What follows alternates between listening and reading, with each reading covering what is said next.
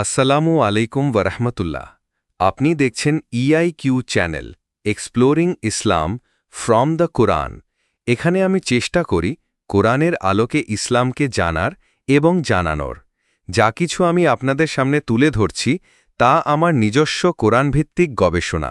ভুল ত্রুটি হতেই পারে, আমি একজন শিক্ষার্থী মাত্র। যদি মনে করেন কোনো বিষয় উপকারে আসতে পারে তাহলে দয়া করে একটি শেয়ার করুন। আর যদি মনে করেন কথাগুলো সঠিক ও সত্য তাহলে একটি লাইক দিন এবং সাবস্ক্রাইব করে পাশে থাকুন। আসুন আমরা কোরআনের আলোতে সত্যের সন্ধান করি এবং সম্পূর্ণ ভিডিও দেখে এর সারমর্ম উপলব্ধি করি, অন্তরে গেঁথে রাখি। জাযাকাল্লাহু খায়রান।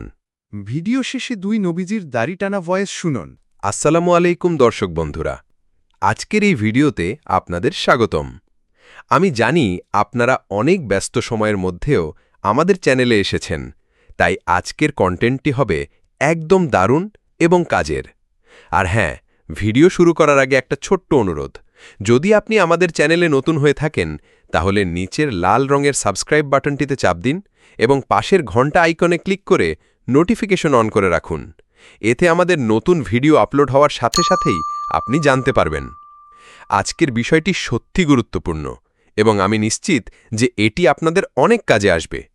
আমি এই বিষয়ে অনেক রিসার্চ করেছি এবং সবচেয়ে সহজ ও কার্যকরী পদ্ধতিগুলো আপনাদের সাথে শেয়ার করব। আর যদি এই ভিডিওটি আপনার ভালো লাগে তাহলে লাইক বাটনে একটা ক্লিক করে দিন। এতে আমি বুঝতে পারব যে আপনারা এই ধরনের কন্টেন্ট আরও চান। আর কমেন্ট সেকশনে আপনাদের মতামত জানান। আমি প্রতিটি কমেন্ট পড়ি এবং উত্তর দেওয়ার চেষ্টা করি। আজকের ভিডিওর শেষে আমি আপনাদের কাছে একটি প্রশ্ন রাখব। কমেন্ট সেকশনে আপনাদের উত্তর জানান। যারা সবার আগে সঠিক উত্তর দিবেন তাদের কমেন্টে আমি হার্ট দিয়ে রাখব। আর যদি মনে করেন যে এই ভিডিওটি আপনার বন্ধু বা পরিবারের কারো কাজে আসতে পারে তাহলে শেয়ার বাটনে ক্লিক করে তাদের সাথে শেয়ার করুন। আপনাদের একটি শেয়ার আমাদের অনেক অনুপ্রেরণা দেয় এবং আরও ভালো কন্টেন্ট তৈরি করতে সাহায্য করে। তো চলুন আজকের মূল বিষয় চলে যাই। আর ভিডিও শেষ পর্যন্ত দেখার জন্য ধন্যবাদ। আজকের প্রশ্নটি ছিল, আমার কন্টেন্ট অনুযায়ী প্রশ্ন রাখুন। কমেন্ট সেকশনে আপনাদের মতামত জানান। আর হ্যাঁ, আমার কন্টেন্ট কি সত্যি সত্যি আপনার কাছে গ্রহণযোগ্যতা পেয়েছে? আল্লাহু আকবার। আল্লাহু আল্লাহু আল্লাহু আল্লাহু আল্লাহু আল্লাহু আল্লাহু আল্লাহু সুবহানাল্লাহ, আলহামদুলিল্লাহ, লা ইলাহা ইল্লাল্লাহু, আল্লাহু আকবার। আল্লাহু আল্লাহু আল্লাহু আল্লাহু আল্লাহু আল্লাহু আল্লাহু আল্লাহু সুবহানাল্লাহ, আলহামদুলিল্লাহ, লা ইলাহা ইল্লাল্লাহু, আল্লাহু আকবার। আল্লাহু আল্লাহু আল্লাহু আল্লাহু আল্লাহু আল্লাহু আল্লাহু আল্লাহু সুবহানাল্লাহ, আলহামদুলিল্লাহ, লা ইলাহা ইল্লাল্লাহু, আল্লাহু আকবার। আল্লাহু আল্লাহু আল্লাহু আল্লাহু।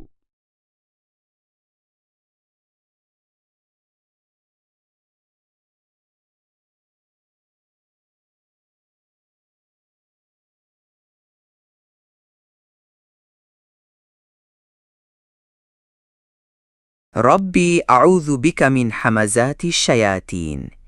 بسم الله الرحمن الرحيم. سورة الأعراف 7 آيات 150. ولما رجع موسى إلى قومه غضبان عصيفا قال بئس ما خلفتموني من بعدي أعجلتم أمر ربكم وألقى الألواح وأخذ برأس أخيه يجره إليه قال ابن أمة إن القوم استضعفوني وقادوا يقتلونني فلا تشمت بي الأعداء ولا تجعلني مع القوم الظالمين. সূরা তাহা 20 আয়াত 94। কোরআনে দাড়ি ও মাথা স্পষ্টভাবে উল্লেখ। قال يا ابن أمة لا تأخذ بلحيتي ولا برأسي. হে আমার মায়ের সন্তান, আমার দাড়ি ও মাথা ধরে টেনো না। এখানে লিহিয়াতুন সমান দাড়ি, রাসুন সমান মাথা। স্পষ্ট অর্থে মুসা আলাইহিস সালাম তার ভাই হারুন আলাইহিস সালামকে রাগে দাড়ি ও মাথা ধরে টানেন। হারুন আলাইহিস সালাম বলেন, আমার দাড়ি ও মাথা ধরবেন না। এখানে কোরআনেই চুল নয় দাড়ি ও মাথা উল্লেখ আছে। 2 সূরা আল আরাফ 7 আয়াত 150 ওয়া আখাযা বিরাসি আখিহি ইয়াজুররুহু ইলাইহি, তিনি তার ভাইয়ের মাথা ধরে নিজের দিকে টেনে আনলেন। এখানে শুধুই মাথা রাস রয়েছে, দাড়ি বা চুল নেই। আমরা তাই বলি সূরা 7 আয়াত 150, মাথা ধরা, সূরা তহা 20 আয়াত, দাড়ি ও মাথা দুটাই স্পষ্ট। সূরা আল মাইদা 5 আয়াত 12, এই আয়াত সম্পর্কিত, কিন্তু চুল বা মাথা ধরে টানার প্রসঙ্গ নেই। ওয়ালাকাদ আখাযাল্লাহু মিসাকা বানি ইসরাঈলা, এখানে বলা হচ্ছে আল্লাহ বনি ইসরাইলের কাছ থেকে অঙ্গীকার নিয়েছেন। কোনোভাবেই চুল বা টানার প্রসঙ্গ নেই। অতএব 5 আয়াত 12 এই আলোচনার মূল অংশ নয়। কোরআনে আর কোথাও কি চুল বা দাড়ি টেনে নেওয়ার প্রসঙ্গ আছে? না। লিহিয়াতুন এবং শা'r এই দুই শব্দের মাধ্যমে কোরআনে আর কোথাও শারীরিকভাবে চুল বা দাড়ি ধরা বা টানা বিষয়টি আসেনি।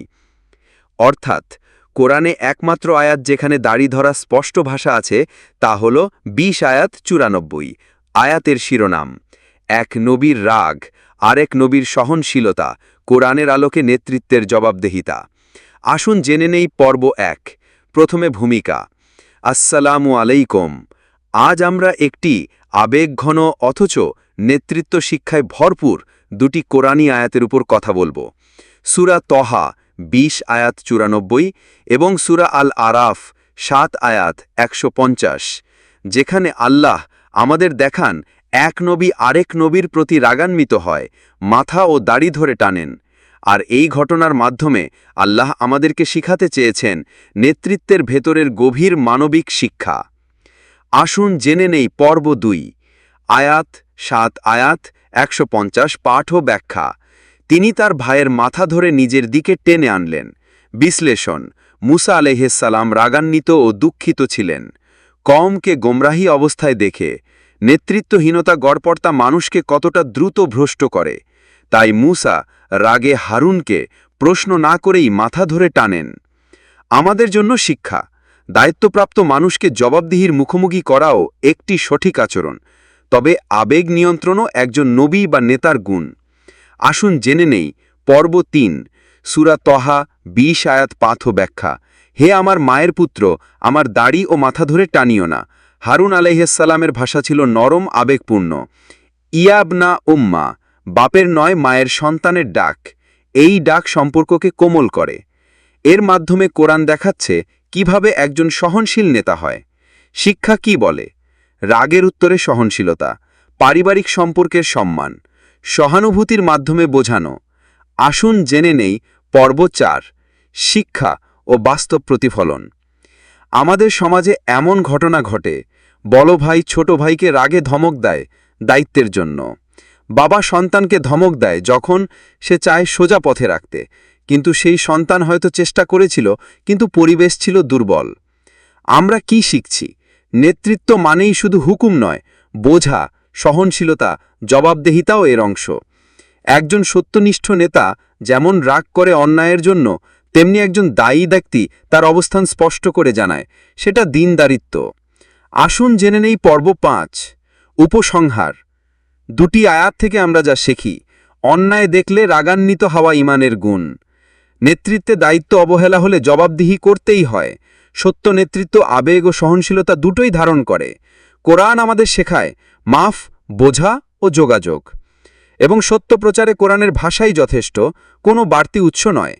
আমি বলছি চ্যালেঞ্জ করে, কোনো হাদিস নয়, শুধু কোরআন থেকে আমরা সত্য শিক্ষা পাই। আজ যা কোরআন থেকে গবেষণা করে বলেছি সবই কোরআনের আয়াত থেকে, কোনো হাদিস নয়। ভুল হতেই পারে, আমি শিক্ষার্থী মাত্র। ভুল হলে অবশ্য কমেন্টে জানাবেন, ভুল শুধরিয়ে নিব ইনশাআল্লাহ। EIQ চ্যানেল সাবস্ক্রাইব করে রাখবেন কোরআন ভিত্তিক আলোচনা সবার আগে পেতে। অনুরোধ রইল সবার মাঝে বিলিয়ে দিবেন, সবাই যেন জানতে পারে কোরআনে কি আছে। জাযাকাল্লাহু খায়রান। বিস্তারিত বর্ণনা। এই আয়াতে নবী মুসা আলাইহিস সালাম ফিরে এসে দেখলেন তার কওম গোমরা হয়ে পড়েছে। তিনি রাগে লিপি, তাওরাত ফেলে দেন এবং ভাই হারুনের দাড়ি ও মাথা ধরে টানেন। হারুন আলাইহিস সালাম অত্যন্ত নম্রভাবে বুঝিয়ে বলেন, আমি তাদের থেকে দূরে থাকি যাতে দাঙ্গা না হয়। এই আয়াত আমাদের শেখায় দিনের রক্ষায় আবেগ থাকা উচিত, তবে তা সহনশীলতা ও হিকমার সঙ্গে। নেতা ও সহযোগীর মাঝে ভুল বোঝাবুঝি হলেও সত্য ও একতার জন্য তাদের একসঙ্গে থাকতে হয়। এটি নবীদের মানবিক দিক ও দ্বীনের ব্যাপারে তাদের সততা ও আন্তরিকতার এক অসাধারণ চিত্র।